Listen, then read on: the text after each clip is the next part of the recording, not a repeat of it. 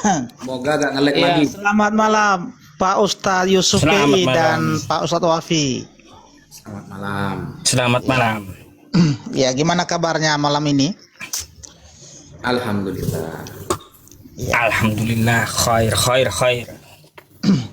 Ada Lama apa saya gerangan Pak lama saya Pendeta? dari bawah tadi Pak Ustadz Pendeta. sampai habis saya digigit nyamuk ini, nunggu apa respon dari Ustadz. Aduh, Gantian lah. kedinginan saya di luar. Berarti gak nge-lag lagi. Alhamdulillah ya. Kayaknya lancar nih. Lancar ya, alhamdulillah. Iya. Iya. Iya, jadi begini Pak Ustadz, siapa yang diskusi sama saya ini? Pak Ustadz Yusuf PI atau Wafi? Ustaz Wafi aja. Kita ngobrol Ustaz santai Wafi aja. Ngobrol santai Iya, aja. baik. Jadi saya dengar-dengar dari bawah tadi Pak Ustadz itu mengatakan bahwa babi itu haram, ya kan? Dan ada alasan-alasannya karena kenapa? Karena babi ini memakan yang kotor-kotor ya. Ya. Salah satu. Jadi ya itu salah satunya, ya. Jadi kalau dalam ayat Alkitab itu memang ada dijelaskan ya di Imamat 11 ya. Jadi itu benar bahwa babi di situ haram ya. Dan Berarti itu berlaku. Pak Depi setuju gak? Maksudnya gak makan babi berarti? Saya makan babi. Oh, oke. Ya. Lanjut. Tapi begini Pak Ustadz, ya kan? Di Imamat itu ya urutan nomor 1 yang diharamkan di situ adalah unta. Unta ya di situ ya. Ya, di Al-Quran juga disebutkan itu. Iya, tapi di hadis kan boleh mengonsumsi kencing unta untuk menjadi obat kan? Darurat saja, kalau darurat. Kan itu cuma satu kan? Satu sahabat saja itu yang melakukan, yang sahabat yang lain nggak ada. Iya, jadi begini Pak Ustadz ya. Sekarang yang menjadi pertanyaannya, adakah seorang ilmuwan ya yang mendukung dan yang telah membuktikan bahwa kencing onta itu bisa jadi obat sampai saat ini? Ada nggak? Ada. Coba kasih tahu dulu Ustaz. Siapa namanya yang telah menemukan ya dari ilmuwan itu bahwa kencing onta itu menjadi obat? Silakan. Iya, karena ini temanya dadakan, saya ketik dulu ya.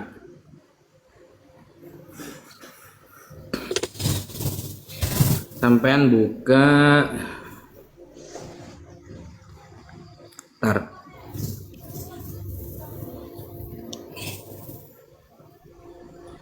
Sambil Pak Ustadz cari datanya, jadi ada yang mau saya sampaikan di sini ya. Berdasarkan apa yang tertulis di Imamat 11 itu, ya, jangankan kencingnya Pak Ustadz, ya dagingnya aja diharamkan, apalagi kencingnya, ya diharamkan, ya. Jadi apa yang tertulis di Imamat itu, ya jelas ya bahwa unta itu sangat jorok, ya. Sangat jijik di mata Tuhan. Nih, Pak. Ya.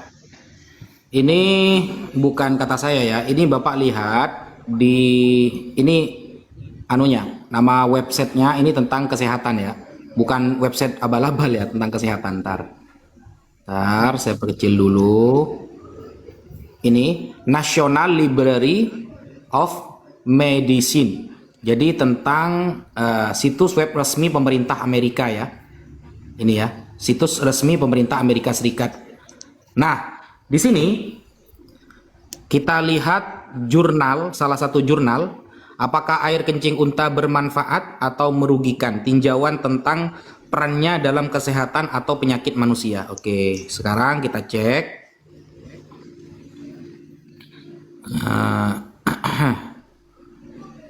Nih, air kencing unta telah digunakan ini aslinya berbahasa Inggris ya, saya terjemah. Air kencing unta lebih digunakan di Irak, Yordania, dan Semenanjung Arab untuk tinjauan pengobatan selama berabad-abad sebagai bagian dari pengobatan.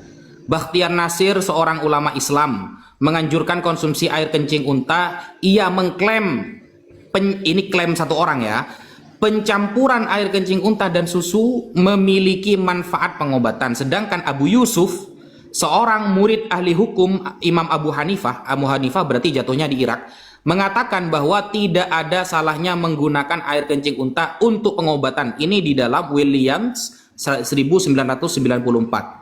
Jadi ini gabungan beberapa pendapat yang dilansir oleh website ini. Begini Pak, ya begini Pak Ustadz, jangan dari ilmuwan dari Muslim, karena kalau dari Muslim dari Islam jelas ya, artinya Ini yang menyampaikan hal itu karena sudah tertulis di Pak. di hadis kan. Jadi ilmuwan di luar dari Islam. Ini dibenarkan oleh National Institute of Health. Ini dilansir, jadi ini disahkan oleh ini gitu loh Pak. Disahkan oleh ini gitu loh. Kan nggak mungkin dikutip Pak sama National Library of Medicine ini Pak. Kalau nggak bener kan nggak mungkin dikutip Pak. Berarti ini dikabarkan memang ada terjadi manfaat. Begitu loh. Cuma kalau dalam paham kita, dalam Islam Pak ya, di dalam agama Islam yang kita pahami, selama ada obat yang lain dan itu tidak terjadi darurat, karena dalam riwayat sahabat itu cuma satu sahabat Pak, itu sahabat yang lain enggak, Abu Bakar, Sayyidina Umar, Sayyidina Utsman, Sayyidina Ali, enggak ada yatadawa bi baulil ibil, pengobatan dengan kencing unta itu enggak ada. Khulafaur Rasyidin enggak ada, itu cuma satu sahabat. Itu yang pertama ya. Jadi itu adalah dalam keadaan darurat, begitu. Gitu Pak ya. Misalnya saya tanya balik, misalnya saya tanya balik nih. Ya, saya tanya balik. Boleh. Bapak kan makan babi tuh, makan babi kan? Iya. Ya. Pertanyaan saya begini, ketika dalil itu sudah jelas dalam konteks Yahudi, babi itu diharamkan. Lalu siapa pertama kali yang menghalalkannya itu? Coba. Iya, kalau di dalam ayat Alkitab, khususnya di Perjanjian Baru di Injil ya, itu Tuhan itu sendiri yang berbicara di sana. Di mana Ya, datanya? ada di Matius 15 ya, ayat yang ke 11. Dan Coba dibaca. ada nanti ya, saya bacakan ya.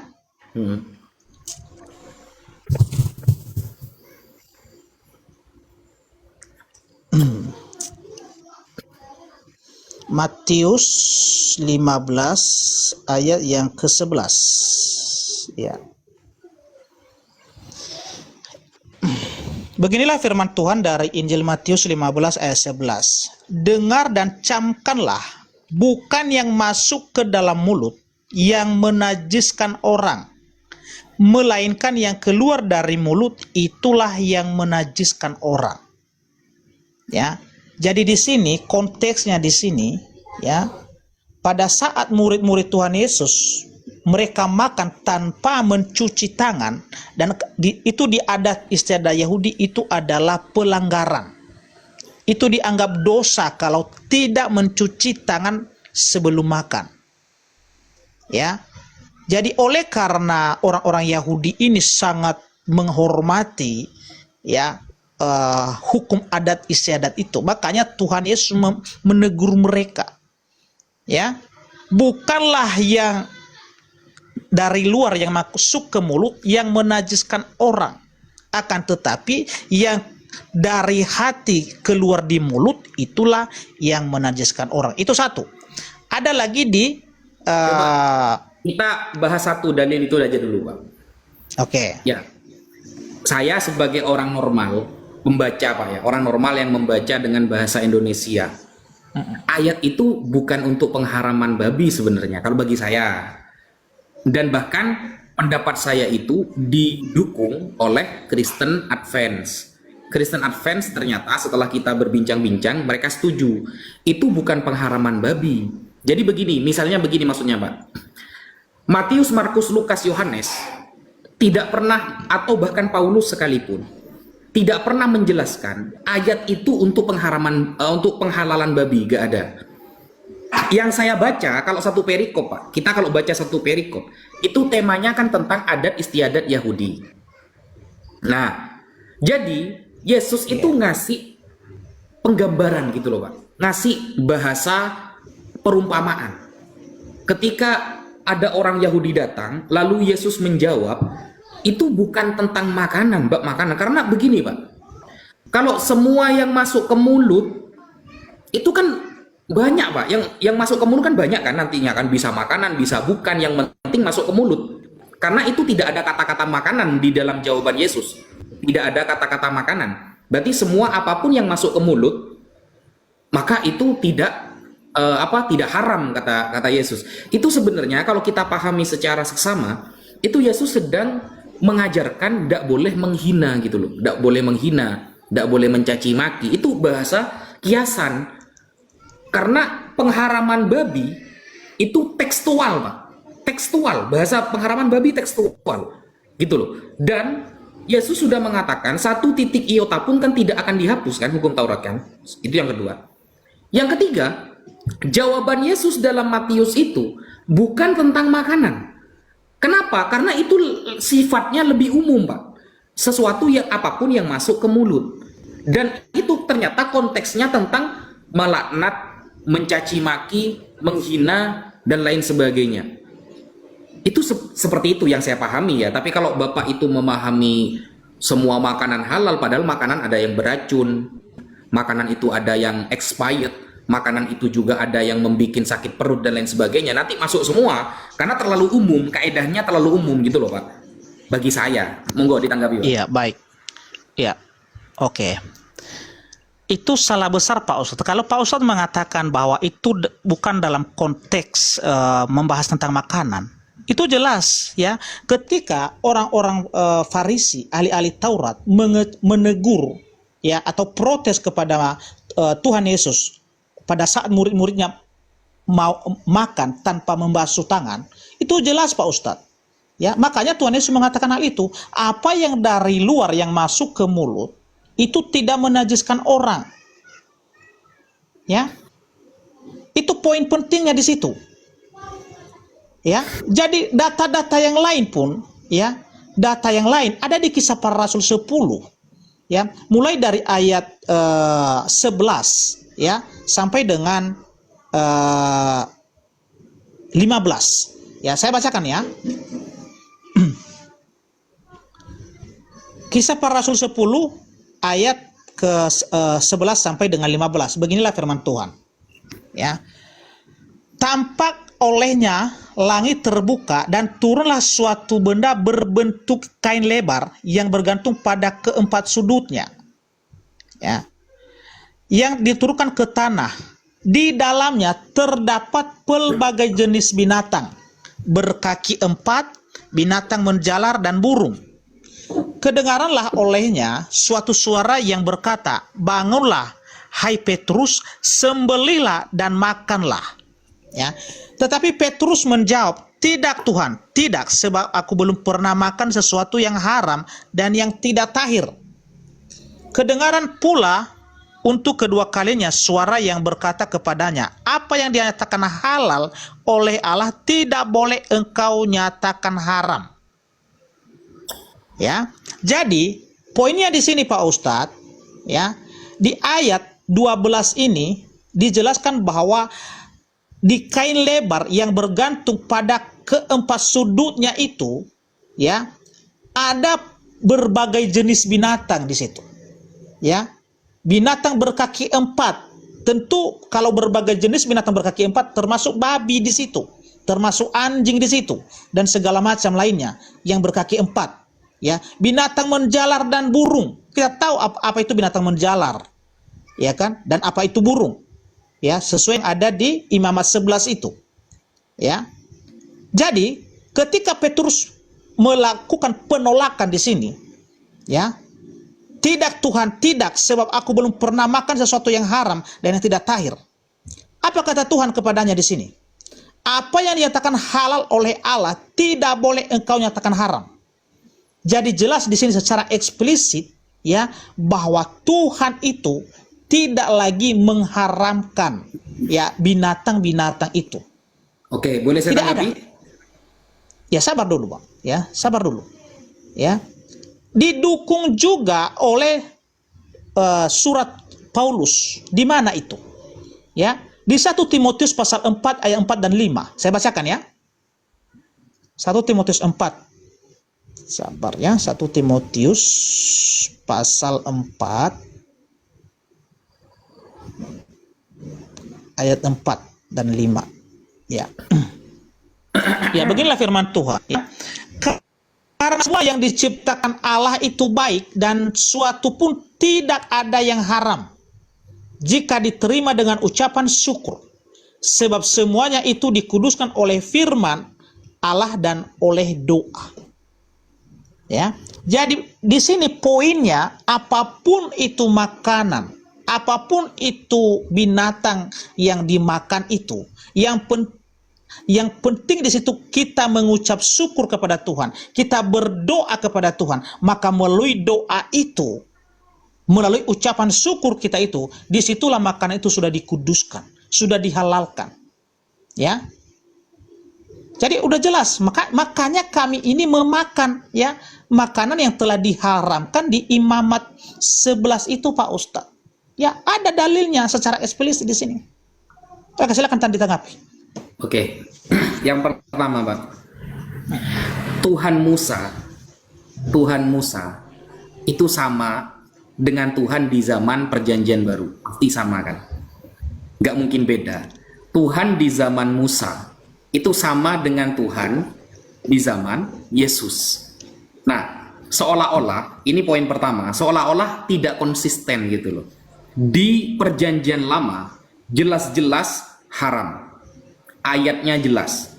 Yang berkuku, kemudian yang buas, dan lain sebagainya itu haram. Padahal Tuhannya sama kan?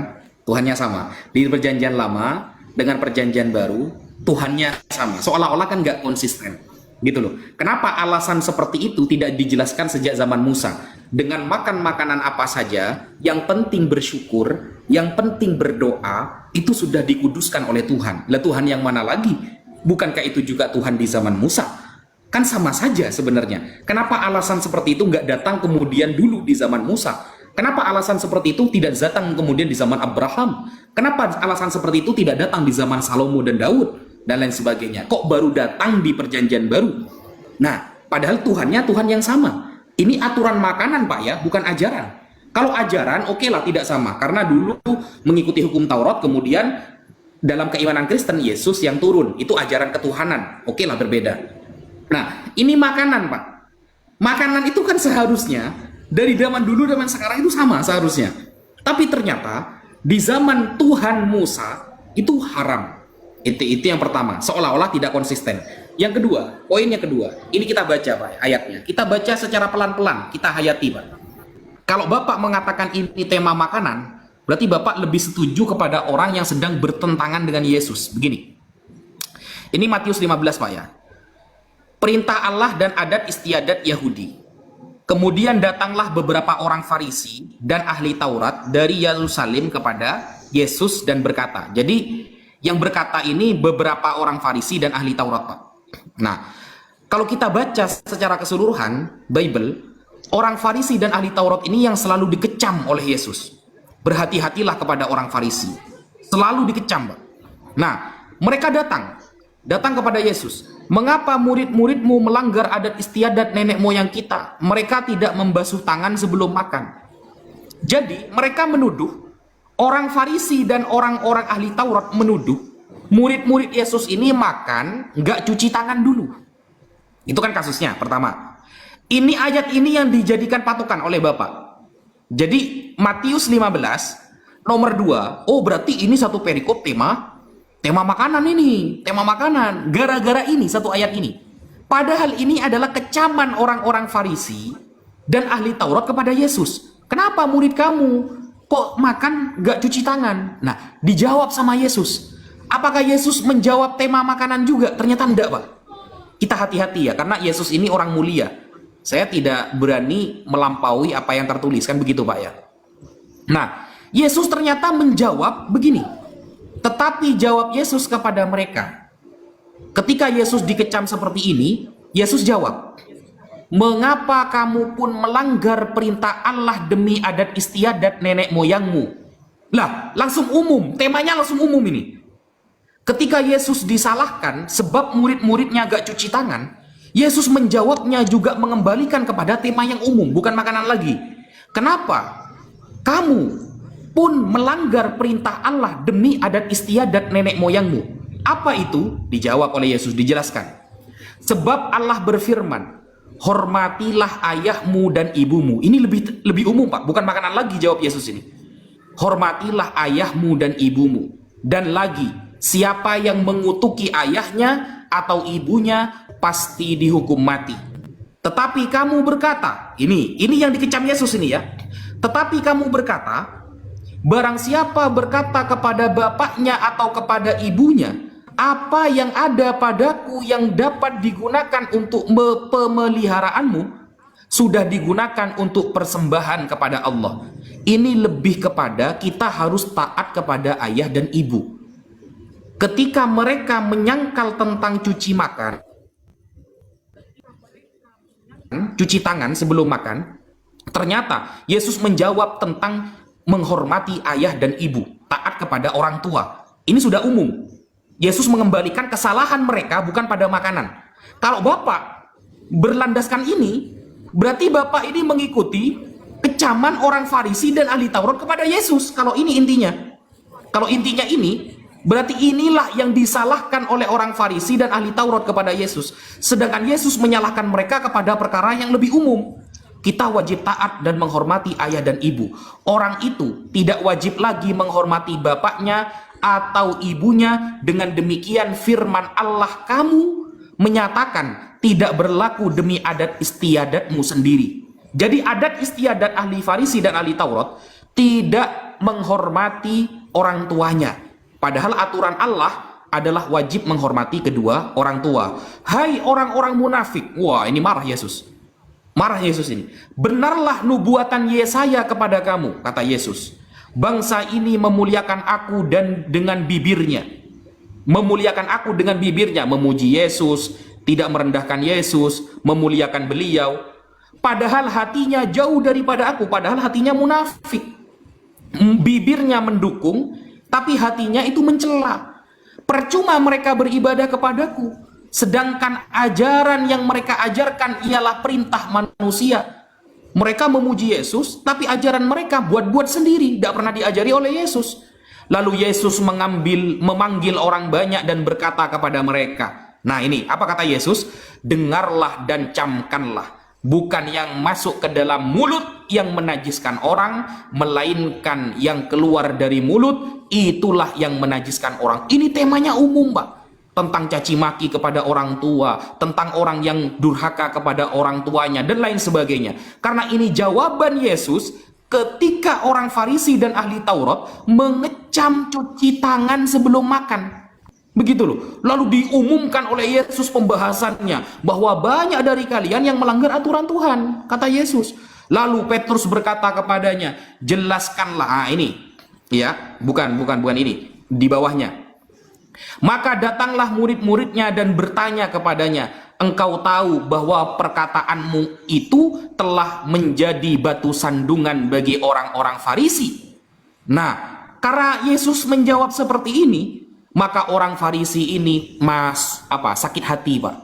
Padahal orang Farisi cuma ngeritik satu, cuci tangan sebelum makan.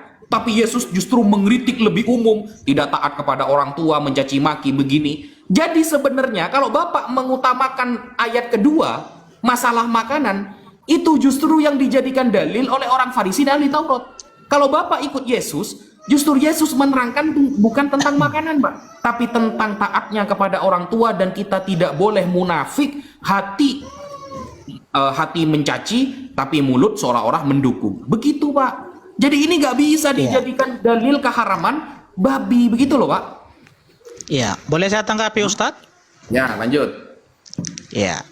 Jadi apa yang Ustadz telah bacakan di situ, ya saya sudah paham itu, Ustadz. Ya. Karena hukum membasuh tangan dan kaki itu adalah termasuk hukum seremonial. Karena ada terbagi 3 hukum Taurat itu. Ya, itu ada hukum moral, seremonial, dan hukum sipil. Ya, jadi membasuh tangan dan kaki di situ itu adalah hukum seremonial. Ya. Itu ada di Keluaran pasal 30 ayat 21. Ya, saya bacakan ya.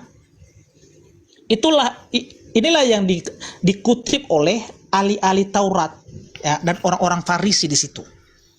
Ya, Keluar pasal 30 ayat 21. Haruslah mereka membasuh tangan dan kaki mereka supaya mereka jangan mati.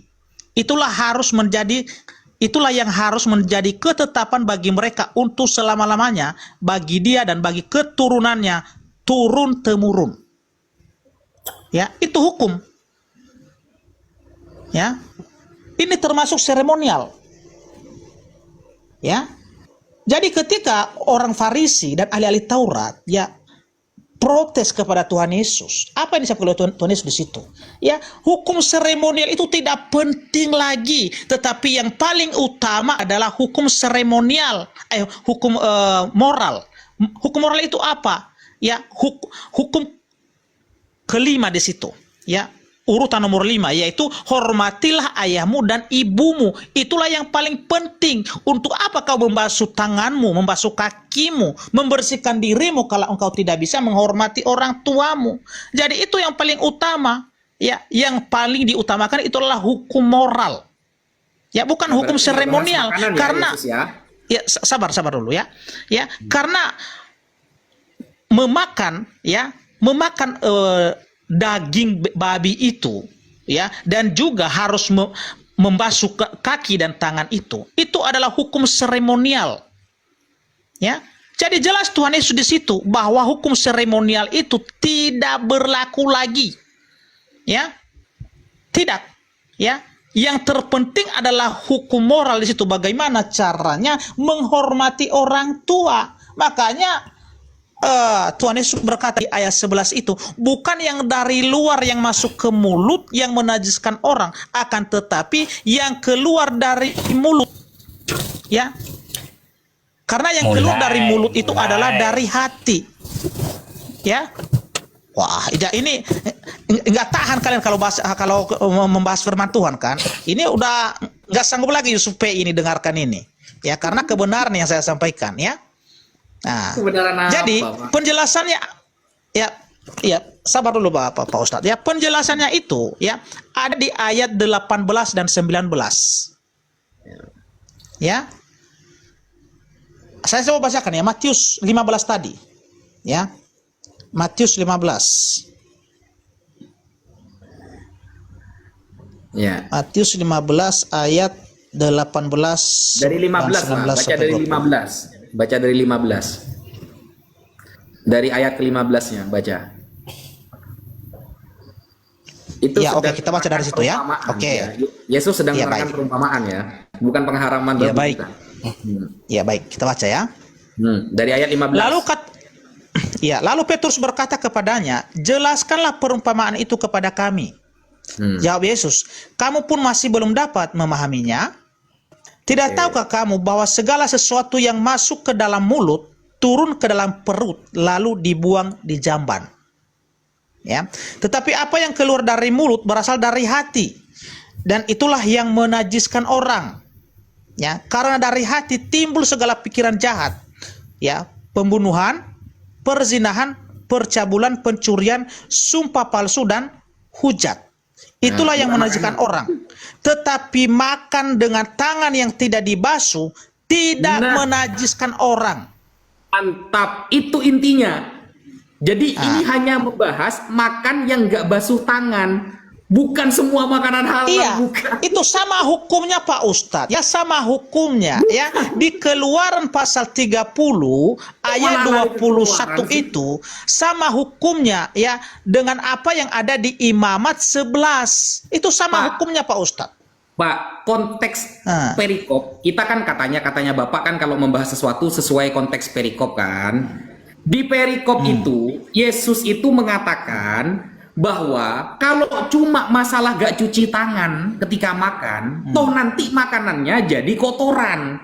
Jadi itu Yesus sedang berdebat ya, berdiskusi dengan orang Farisi dan ahli Taurat tentang cuci tangan sebelum makan.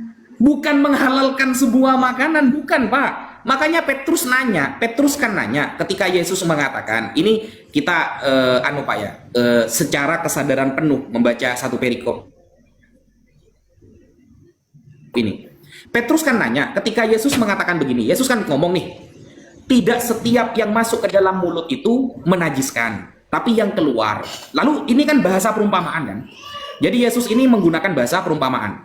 Ketika Yesus mengatakan camkanlah, ya camkanlah. Bukan yang masuk ke dalam mulut yang menajiskan orang, melainkan yang keluar dari mulut, itulah yang menajiskan. Petrus gak paham nih, apa ya maksudnya? Petrus aja gak paham loh, sekelas Petrus. Sekelas Petrus yang asli muridnya Yesus gak paham ini. Lalu Petrus nanya, apa pertanyaan? Gini, kata Petrus. Jelaskanlah perumpamaan itu kepada kami, wahai Yesus. Saya nggak paham. Coba jelaskan secara detail. Lalu Yesus bilang, loh, kamu belum paham apa yang saya jelaskan? Belum, kata Petrus. Lalu diterangkan, sama Yesus diterangkan.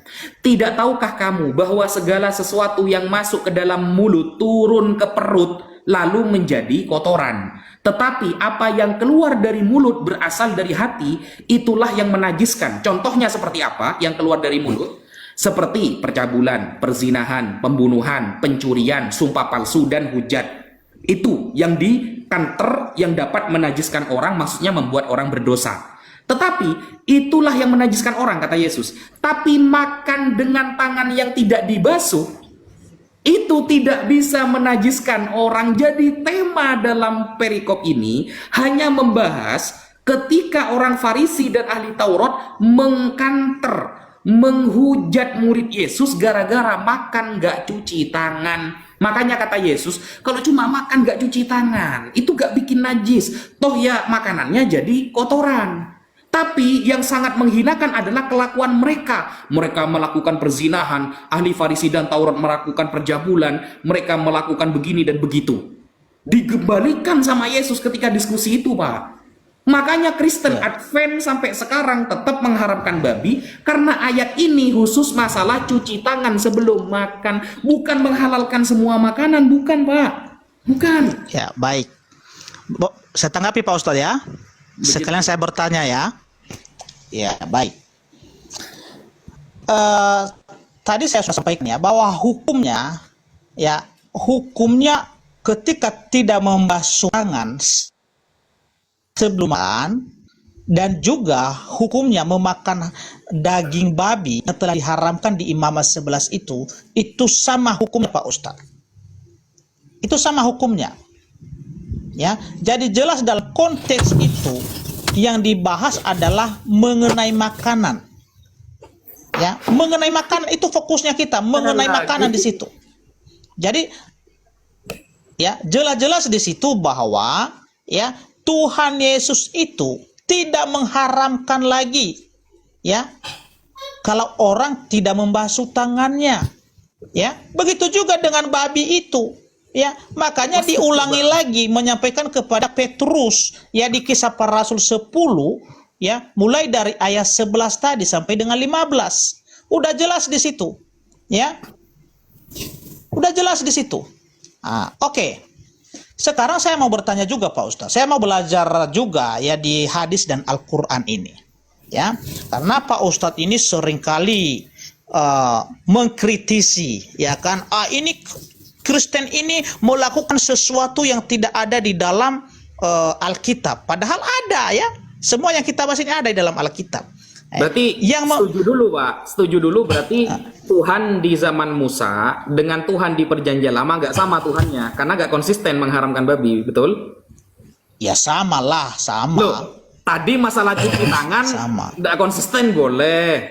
Tapi masalah pengharaman babi nggak konsisten. Gimana sih? Ya, nanti kita bahas itu Pak Ustadz. Ya, saya bisa nanti memberikan penjelasan tentang itu ya. Karena hukum ya semua hukum Taurat itu ya, baik hukum moral, hukum seremonial dan hukum sipil itu telah digenapi oleh Tuhan Yesus. Itu telah digenapi. Berarti kan, tidak konsisten kan? Konsisten.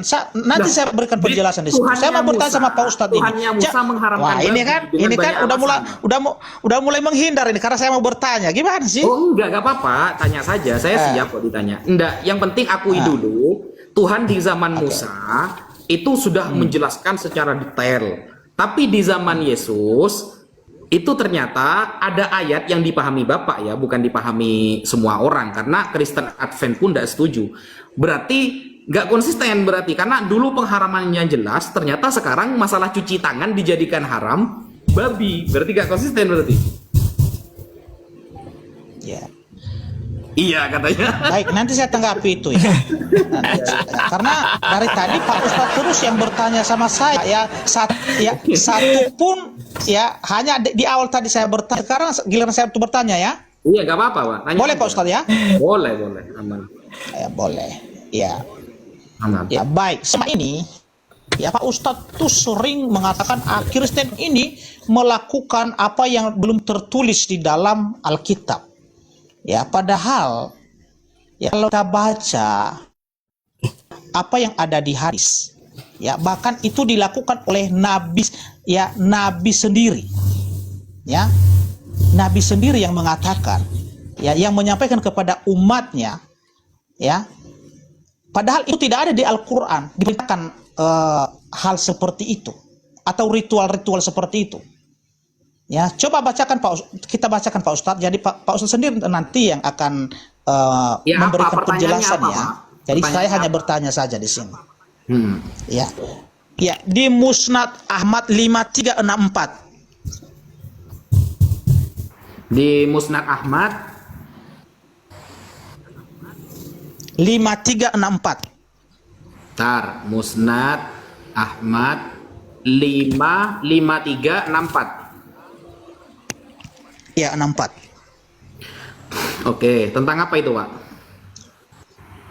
Iya, saya bacakan di sini ya. Terjemahannya aja saya baca ya.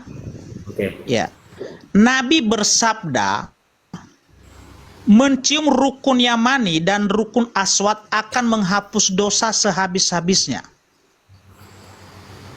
Ya, di sini Nabi yang bersabda ya, Nabi yang menyatakan bahwa mencium rukun Yamani dan rukun Aswad itu akan menghapus dosa sehabis-habisnya.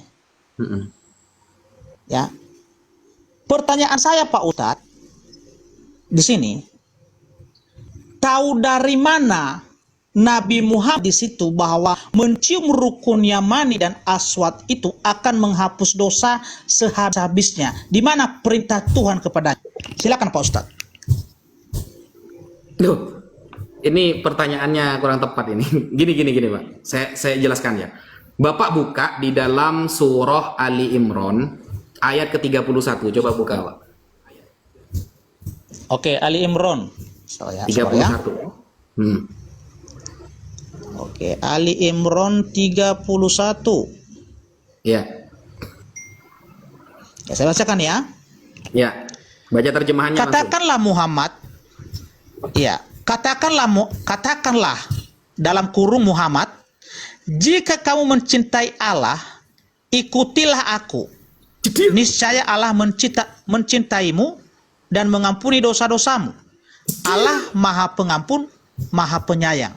Nah, jadi Silakan Pak Ustadz. Jadi begini Pak, di dalam agama Islam itu berbeda dengan teman-teman Kristen. Jadi Allah sudah memberikan otoritas di dalam Al-Quran. Itu bukan cuma sekali Pak ya, berkali-kali.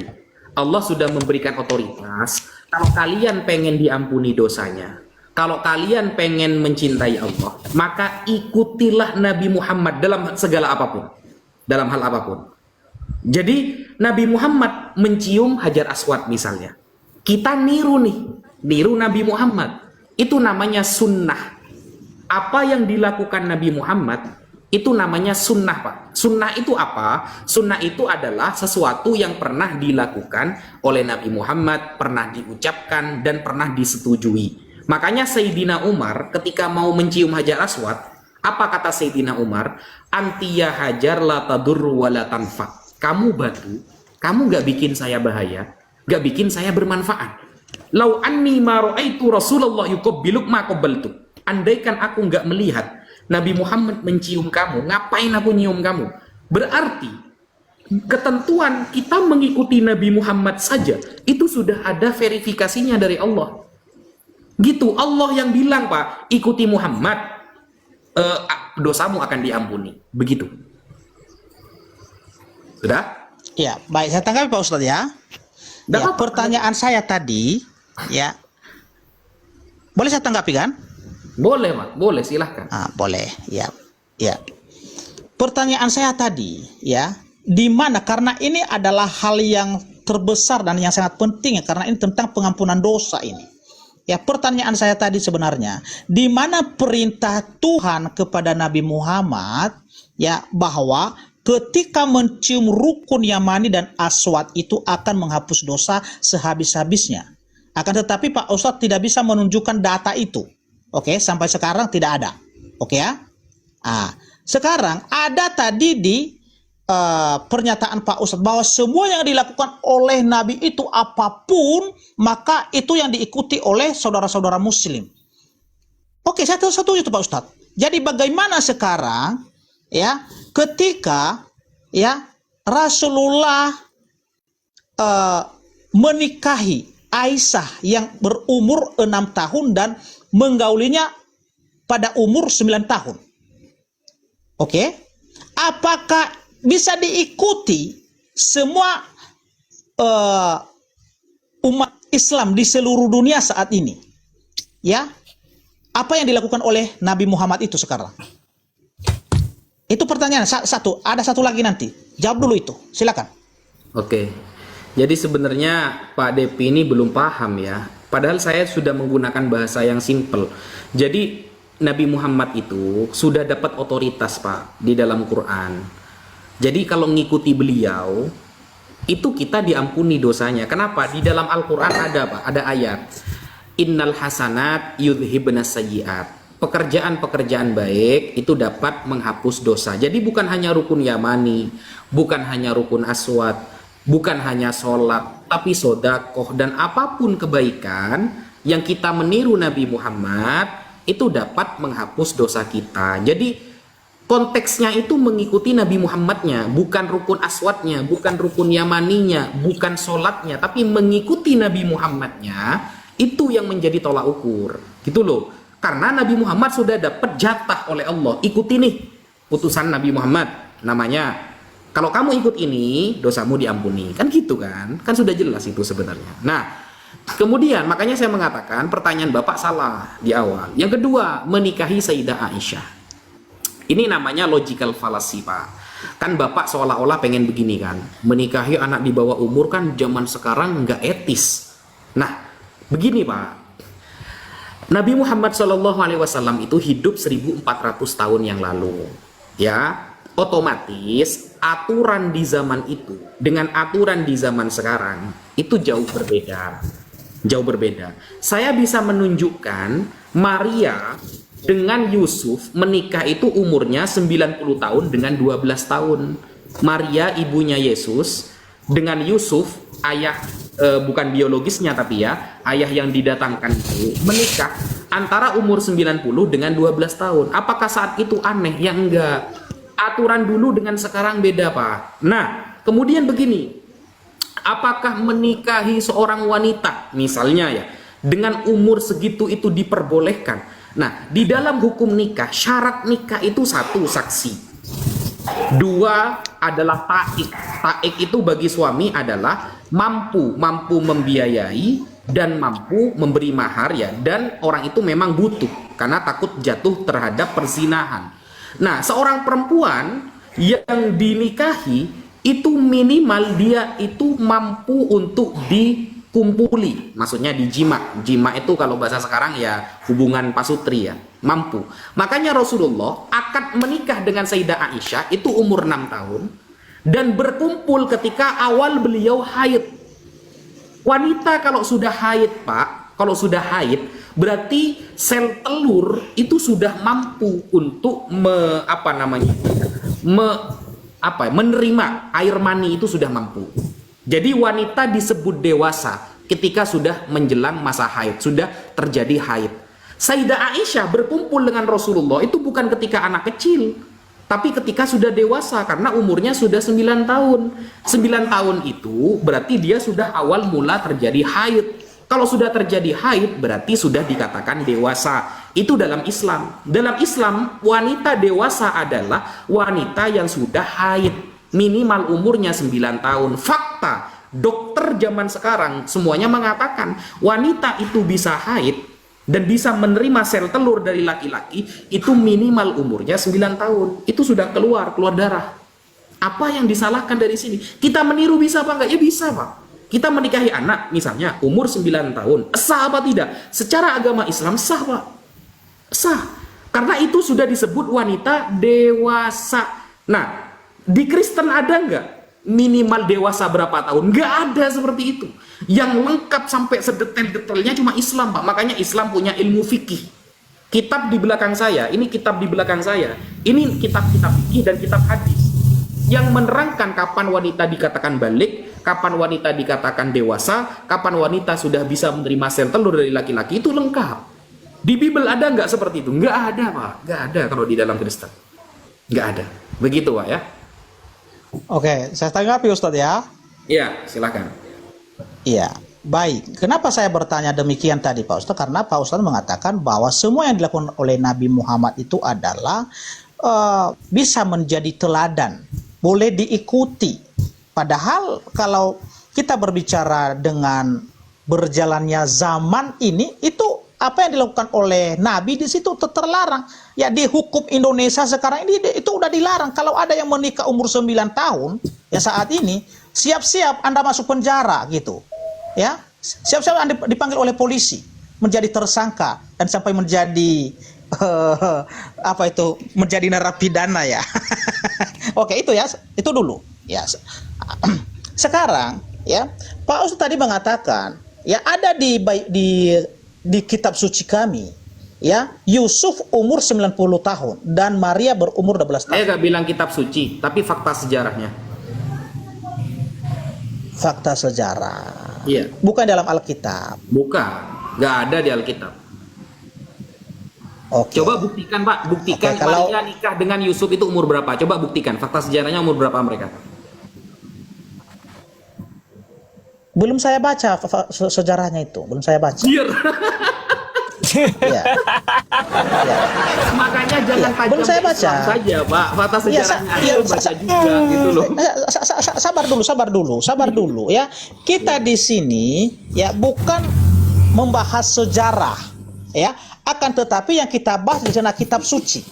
Oke? Ya Jangan keluar dari kan tema dulu Pak pernikahan Ustadz. itu benar-benar Ya, terjadi, Pak. kalau kita sebentar Pak Ustadz. Ya kalau kita membahas fakta sejarah, oke, nanti itu topik lain. Oke ya, topik lain itu. Ya kapan bisa kita bahas Al-Quran itu? juga gak ada pernikahan Aisyah dengan Rasulullah, gak ada di Al-Quran. Ayo, sama-sama gak ada itu. Cedir. Ya, tapi di hadis ada. Kita kan bahas kitab suci. Kalau kitab suci, hadis bukan kitab suci, Pak. Oke, Ayo. apakah sekarang hadis itu tidak kalian gunakan? Lah, hadis itu tafsir dari kitab suci, Pak. Kan kita bahas kitab sucinya. Ayo. Yang penting sekarang Pak Ustadz, apakah Loh, kok yang penting tertulis sih? di hadis Kok yang itu penting gitu loh? masih kalian pelihara, kalian lakukan, kalian patuhi sampai sekarang atau tidak? Nah, harus apple to apple, Pak. Kalau kitab suci ya kitab suci. Hadis bukan kitab suci, Pak. Sama-sama di Al-Quran nggak ada nikahnya Rasulullah dengan Sayyidah Aisyah, nggak ada di Al-Quran. Ayo, sama-sama nggak ada ini. Tapi di hadis kan ada. Lah, hadis kan bukan kitab suci, Pak. Kita kan apple to apple Lalu kan, kalau Bible. Lalu yang menjadi pedoman, ya, lalu Kalau yang mau menjadi hadis, pedoman, ya, oke, saya ikuti Pak Ustadz sekarang, oke, berarti yang kalian patuhi, yang kalian ikuti dan kalian lakukan saat ini hanya yang ada di Al-Quran. bukan gitu. Saya pengen salah, Pak, ngomongnya. Wah, itulah Gini, dia makanya. Saya jelaskan. Gini. Misalnya gini, Pak, kalau harus apple to apple, jangan nggak adil, Pak. Kalau bandingannya Bible, ya Al-Quran bandingannya. Karena sama-sama dianggap kitab suci. Lah, hadis ini adalah syarhun, ya penjelas, maksudnya itu yang menerangkan isi Al-Quran. Kalau yang menerangkan isi Bible apa? Contohnya tafsir Matthew Henry, kemudian tafsir Yerusalem, baru banding nih dengan Al-Quran, dengan hadis. Karena hadis adalah syarah dari Al-Quran, maksudnya menjelaskan isi Al-Quran. Maka sampean kalau Iya. mau membandingkan hadis, begini kalau membandingkan hadis, misalnya seperti ini banding dengan hadis. Nih ya. Nih. Ini website dari ulama-ulamanya orang Kristen ya. Usia yang layak untuk menikah. Pada saat pernikahan mereka, Maria mungkin masih remaja dan Yusuf tidak jauh lebih tua. Menurut teks-teks rabbinik, orang tua didorong untuk melamar anak perempuan mereka sekitar usia 12 tahun. Ya, sekitar usia 12 tahun. Makanya prasasti abad pertama yang mencantumkan usia perempuan saat menikah umumnya menunjukkan 12 tahun. Maria di sini umur 12 tahun. Nah, ini bukan kata saya, ini kalau kita cek biblical, ini ya Biblical Archaeology Society. Nah, data tentang Maria umur 12 tahun dan Yusuf umur 90 tahun itu banyak datanya. Nah, Iya, ini baik. Oke, Pak Ustadz. Boleh saya tanggapi, Pak Ustadz? Begitu loh. Jadi jangan Oke. mentang-mentang Boleh saya tanggapi, Pak hadis. Ustadz? Tunggu dulu, santai dulu ya. Nanti mentang-mentang hadis, loh, hadis kan diyakini juga sama umat Islam. Nah, tapi kan para ulama, para bapak-bapak gereja kan juga diyakini oleh teman-teman Kristen. Tulisan-tulisan bapak gereja, kemudian penjelasan-penjelasan para profesor, doktor, arkeolog semua yang lain yang mendukung isi Alkitab kan juga dipercayai oleh teman-teman Kristen gitu loh. Ayo. Oke, saya tanggapi ya. Jangan dipotong-potong Pak Ustadz ya. Kita santai ya. Oke. Berdasarkan apa yang ditunjukkan oleh Pak Ustadz tadi, ya, di situ kan umur Bunda Maria 12 tahun. Oke ya, jelas di situ ya. Itu benar. Di umur 12 tahun itu Bunda Maria belum disetubuhi oleh Yusuf. Belum. Ya, sekalipun Bunda Maria di situ, Ada datanya. hah? Datanya ada. Kalau 12 tahun itu belum disetubui, ada datanya. Ya, buktinya ketika Data, bukan ketika bukti, data. Yusuf Ada datanya. bertunangan dengan gimana? Data ada nggak datanya? Ya ada dong. Mana datanya? Di Matius. Ya, di Coba Matius. dibaca. Oke, saya bacakan ya. Datanya. Ya. Ya. Oke, bentar. Sabar. Matius 20. Saya. Ya. Matius pasal 1 ayat 24 sampai dengan 25, ya. Beginilah firman Tuhan. Ya. Oke, dari apa? Dari Enggak, umur 12 tahun belum disetubui. dari ayat. Itu datanya mana? Sabar Pak Ustadz. Iya. Sabarlah, santailah. Kita santai di sini kan. Enggak, Iya. biar gak kemana-mana lagi gitu loh.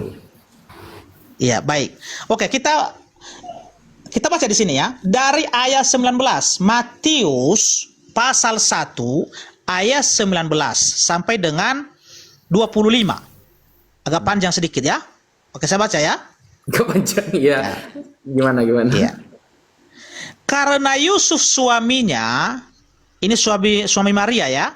Karena Iyalah, Yusuf bilang suami suaminya seorang yang tulus hati dan tidak mau mencemarkan nama istrinya di muka umum, ia bermaksud menceraikannya dengan diam-diam. Tetapi ketika ia mempertimbangkan maksud itu, malaikat Tuhan nampak kepadanya dalam mimpi dan berkata, Yusuf anak Daud, janganlah engkau takut mengambil Maria sebagai istrimu, sebab anak yang di dalam kandungannya adalah dari Roh Kudus.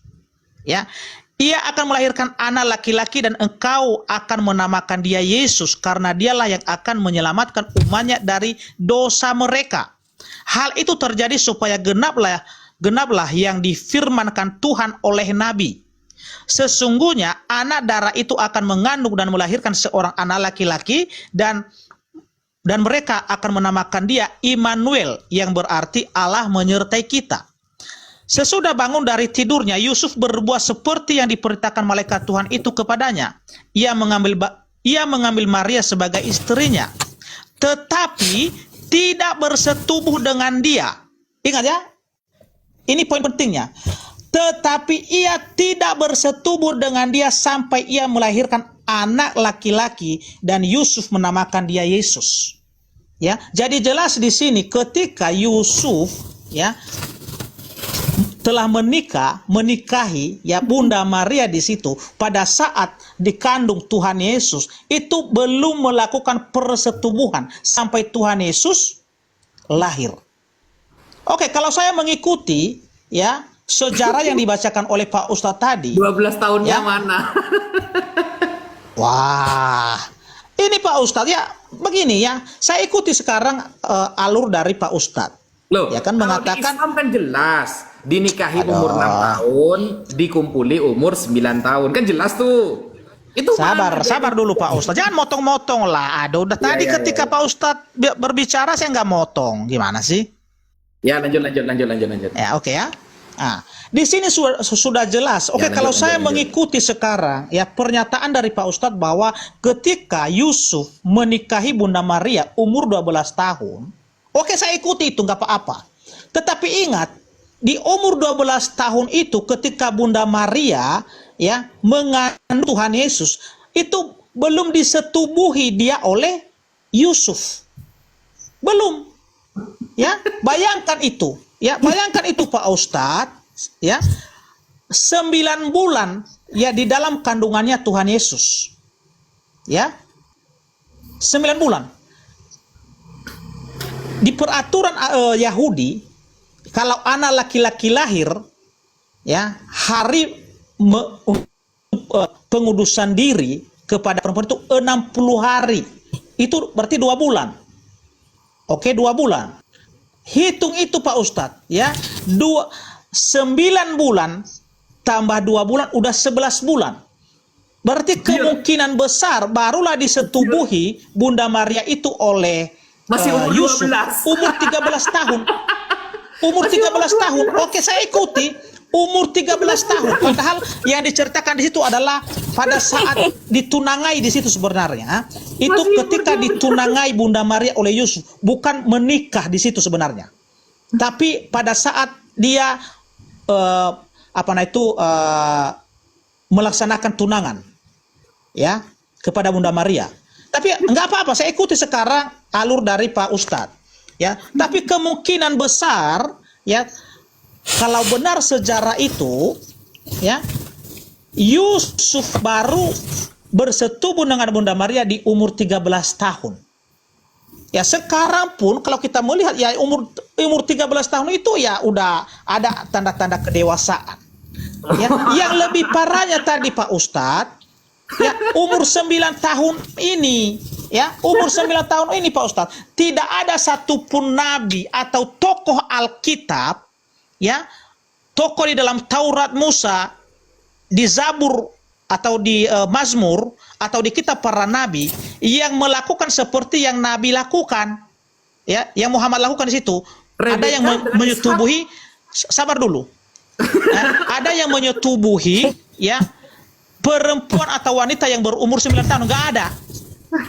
Ya, nggak ada. Ya. Oke. Nggak ada. Oke. Sudah, saya tanggapi ya. Oke, silakan. Ya. Banyak, Pak. Kalau kita saksikan ya banyak. Jadi gini, Pak. Sebenarnya jangan memaksakan gitu loh, Pak. Iya, ini gini. Jangan memaksakan zaman dulu harus sama dengan zaman sekarang. Itu Bapak sudah cacat logika. Di sana aja sudah cacat logika karena aturannya beda, Pak.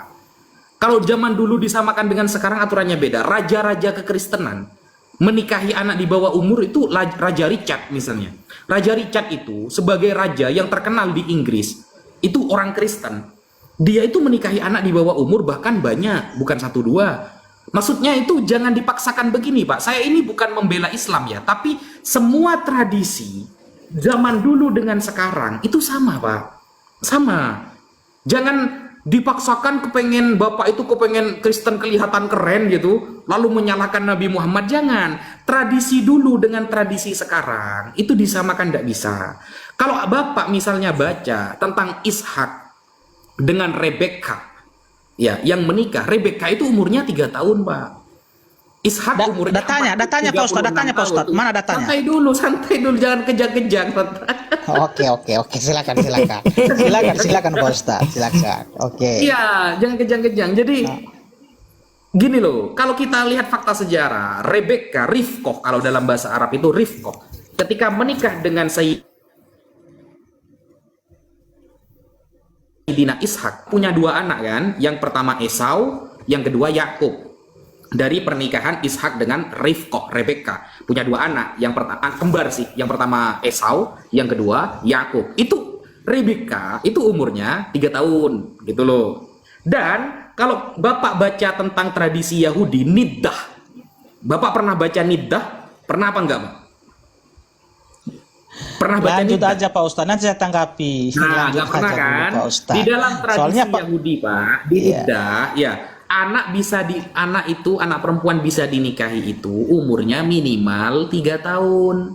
Itu sudah bisa dinikahi. Saya tampilkan datanya. Nanti saya tampilkan datanya, Pak. Itu tradisi Yahudi. Kalau memang mau mengikuti tradisi Yahudi berbasis data, umur 3 tahun itu sudah bisa dinikahi. Makanya jangan sama-samakan aturan Indonesia sekarang dengan zaman dulu yang belum ada aturan teratur. Jangan. Bapak akan blunder pasti nanti. Itu yang pertama. Yang kedua, pertanyaan saya begini saja, Pak. Begini saja. Biar kita adil ya. Wanita dewasa minimal umurnya berapa dan ciri-cirinya apa di dalam kekristenan? Pakai data. Saya akan menggunakan data juga, Bapak akan harus menunjukkan data. Wanita bisa disebut dewasa kalau bagi muslim, wanita yang disebut dewasa ketika sudah mengalami menstruasi. Karena ketika sudah mengalami menstruasi, berarti sel telur itu sudah bisa masuk ke dalam rahim seorang perempuan dan bisa membuahkan sebuah anak. Itu sudah bisa. Itu cari di dalam kedokteran manapun dari ujung barat sampai ujung timur. Kalau sudah terjadi menstruasi, itu sudah bisa hamil. Itu di dalam Islam. Datanya banyak di dalam kitab-kitab fikih. Nah, sekarang saya minta data di Bapak. Wanita minimal bisa dinikahi umur berapa?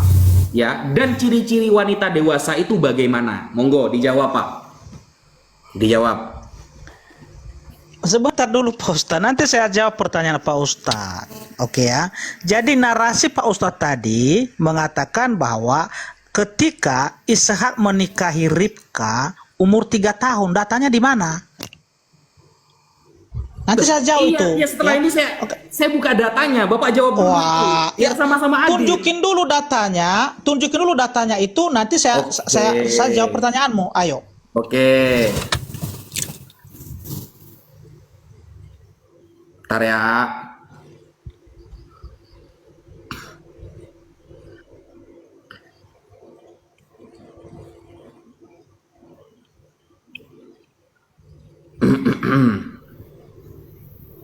Ini fakta dalam Alkitab ya. Usia Ribkah ketika menikah dengan Ishak. Ini ya.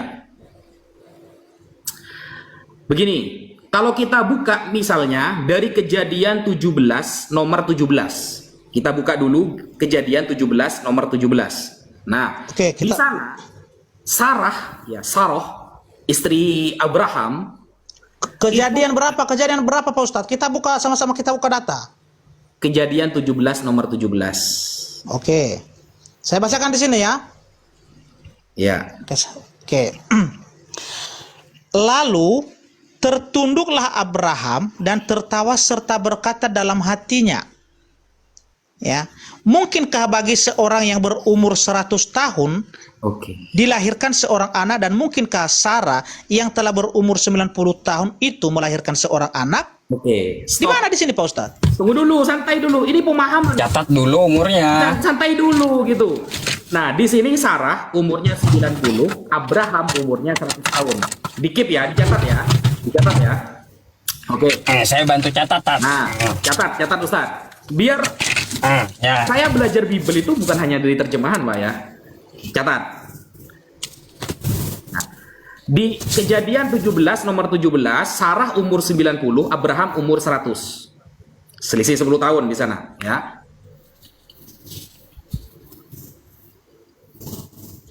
Nah, lalu Ustadz, di kejadian 21 nomor 5, kejadian 21 nomor 5 itu Ishak lahir ketika Abraham umur 100 tahun. Ishak itu lahir.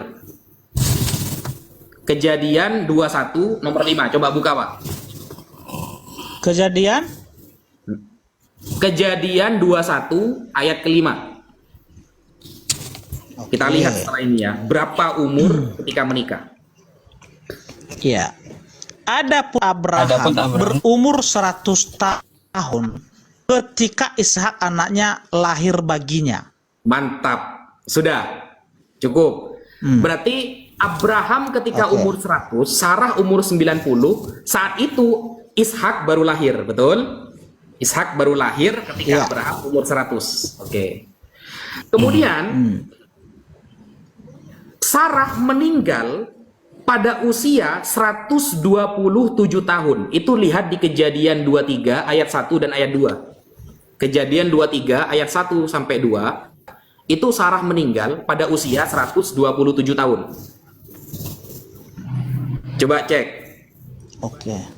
Kejadian 23 ayat pertama dan kedua. 127 ya. Betul ya? Ya. Saya bacakan dulu ya. Ya. Sarah hidup 127 tahun lamanya. Itulah umur Sarah. Oke. Jadi Sarah hidup selama 127 tahun. Dia wafat di umur itu. Nah, kemudian Ishak berumur 40 tahun ketika menikahi Ribkah. Itu tertulis di Kejadian 25 ayat 20. Oke. Di Kejadian 25 ayat ke-20 itu Ishak umur 40 tahun, dia menikahi Rifqah. Ayat berapa? Kejadian 25 ayat ke-20. Oke, guys. Saya bacakan ya. Dan Ishak berumur 40 tahun ketika Ribka anak Betuel orang Aram dari Padan Aram, saudara perempuan Laban orang Aram itu diambilnya menjadi istrinya. Oke. Ya, berarti Ishak berumur 40 tahun di dalam Kejadian 25 ayat ke-20. Nah, Sarah itu ketika umur 90 tahun, ya, itu ketika Ishak lahir. Berarti kesimpulan dari poin 1 dan poin yang kedua yang saya sampaikan barusan, berarti Sarah itu umur 90 baru lahirlah Ishak. Nah, wafatnya Sarah di umur 127. Nah, di dalam Kejadian 25 Ishak berumur 40 tahun, kan begitu. Nah, Ishak berumur 37 tahun ketika ibunya Sarah meninggal berarti. Berarti ketika meninggal, Ishak itu berumur 37 karena 127 dikurangi 90. Berarti kan 37 kan? Ya, 37. Nah. Betul? Oke. Umur Sarah kurang meninggalnya 127 ya. Ya. Karena 37 tahun. 37 tahun saat ibunya meninggal, maka ia berumur 37 tahun saat Ribkah lahir. Jadi begini, ya. Tradisi ini menganggap beberapa peristiwa terjadi secara bersamaan. Peristiwa ini contohnya misalnya pengikatan Ishak di atas mezbah, ya, di Moria itu terjadi pada Kejadian 22 nomor 9. Abraham diberitahu tentang kelahiran Ribkah itu di Kejadian 22 nomor 20 sampai 23. Tulis Ustaz, kelahiran Ribkah ya. Kelahiran Ribkah itu di Kejadian 22 ayat 20 sampai 23. Oke, kita baca ya. Kejadian 22 ayat 20 sampai 23. Itu Ribkah lahir. Ribkah lahir. Oke, saya bacakan ya. Oke. Ya. Sesudah itu Abraham mendapat kabar, ya, juga Milka telah melahirkan anak-anak lelaki bagi Nahor saudaramu. Di mana di sini? Nah, Ribkah itu anaknya siapa? Baca dari 20 sampai 23. 20 sampai 23. Kejadian Oke. 22, 20 sampai 23. Oke, saya bacakan ya. Saya ulangi bacanya. Ya, saya pelan-pelan ya. Sesudah itu Abraham mendapat kabar. Ya, juga Milka telah melahirkan anak-anak lelaki bagi Nahor, saudaramu. Us, anak sulung, dan Bus, adiknya. Dan Kemuel, ayah Aram. Juga Keset, Hazo, Pildas, Yidlaf, dan Betuel. Dan Betuel memperanakan Ribka. Nah, Ya, itu kabar Sabar ya. kelahiran Ishak ya. ya. Kabar kelahiran Kedelapan orang inilah, ya, kedelapan orang inilah dilahirkan Milka bagi Nahor, Oke. saudara Abraham itu. Catat ya, Ribka lahir itu tertulis dalam Kejadian 22 ayat 20 sampai 23. Ya. Iya, betul. Sedangkan di Kejadian 22 ayat 9-nya saat itu adalah Ishak ada di atas Mesbah Moria sama ketika umur 37. Jadi Ishak umur 37, Ribka lahir.